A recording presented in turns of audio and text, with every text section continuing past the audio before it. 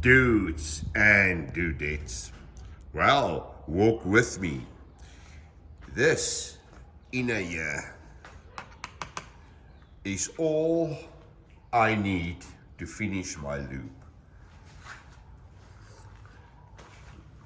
Walk. Right, so there, and then we will be here. And we just connect this whole lot up and we have an inner loop. Now remember I said to you back in the Lachas Creek videos that I bought very close to 300 meters worth of track. I think it was 288 meters or something like that. Wow, this ate 134 meters of those. Boys, that I laid that track. I mean, you know, I don't want to use nails because these tables aren't dead flat. And what I like to do is lay the track, get it nice and straight and tightened down and the spacing's right and everything.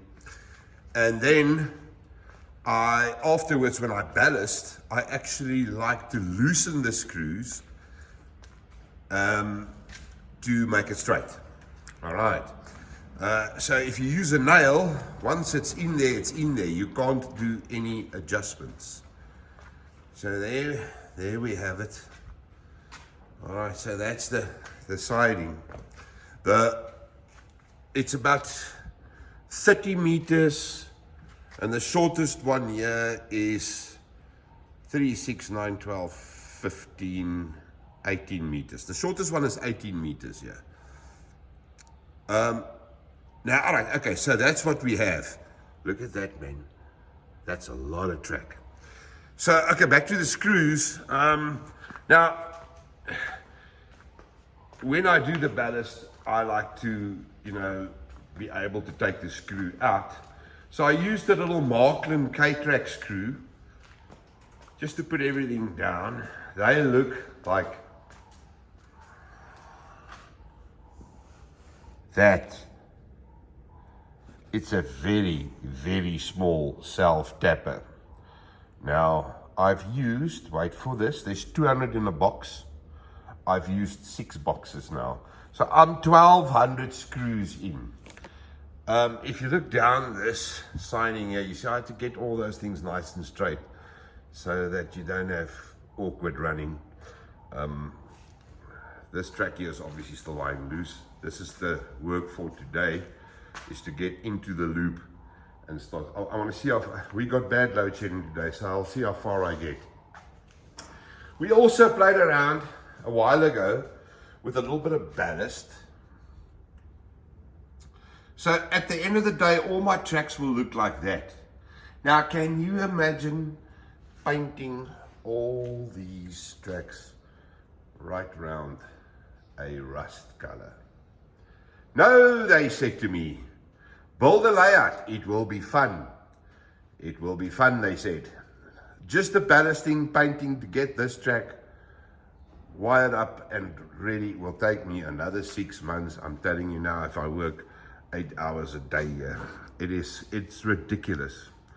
Now, once this is done, I'm gonna go this side.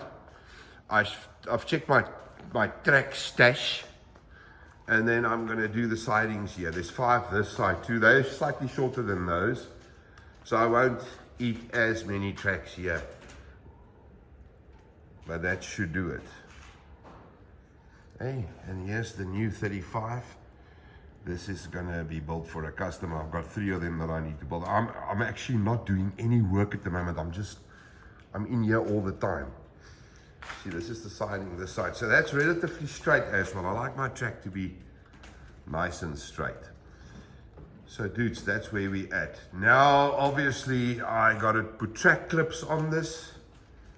I remember my mouth was big and I said to you that I'm gonna give each and every track here a clip, you know, a feeder track.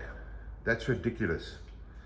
I mean, I looked at the amount of clips I've got, and that's absolutely stupid. So what I'll do is say on these here, every track I'll do every second track. All right, so every 3.6 meters, I will put a feeder out. Put all the feeders down, and then I'll do the buzz bar. So that's also going to be quite a job. Now, sorry dudes, now, I don't know how this works. I sold my Markland Central Station to a dude last week.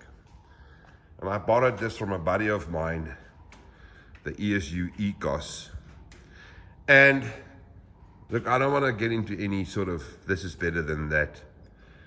I use ESU decoders in all my trains because back in the day when I developed stuff, you know, to make a special train, ESU were the guys that gave me the best interface between me and the decoder. I've said all this stuff before, and I just stayed with it. Now, this ECOS came here. I checked the track voltage. This thing pushes over 20 volts on the track here. So immediately what happened was I had less resistance, where the trains used to pull 2.4 amps that do there, 2.4 to 2.8 amps, they're now pulling 1.8 to 2.2 amps because there's just more voltage on the track. I measured it up at the top there, where the Markland one gave me maximum 15 volts. This thing is going to 21. So that extra 6 volts obviously just makes the resistance much, they're just smoother and stronger and better. Yeah, I love this machine. The ESU ECOS, I love this machine. For everything that it can do and the absolute ease of operation of this thing, there's nothing that can touch it. And you know, it's MFX compatible. I need to have a system that can do smart consisting.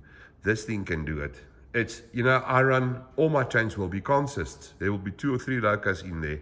I can't sit and battle and add consists to these things. And then when I take them out, have to reprogram trains and stuff like that, you know, addresses and stuff like that. No. This has got controller consisting. So all my consists can be saved in here. And if I want to call them up, I hook my locos together, call the consist up, and they will go. It is a lovely machine. Now, okay, it's only pushing 6 amps. I was sort of going for a Zemo, because the main selling point there was 20 amps, you know.